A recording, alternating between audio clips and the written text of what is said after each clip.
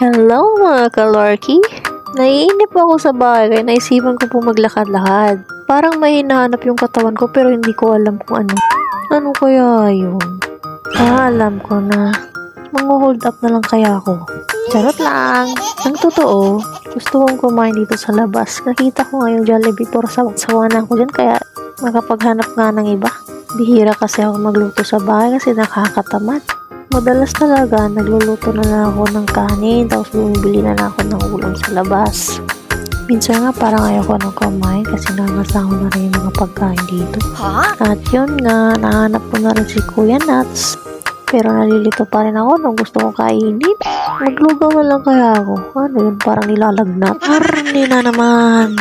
Gusto ko sana yung lahat ng paninda nila yung puro gulay yung recipe. Saan nga ba ako makakahanap ng ganun dito?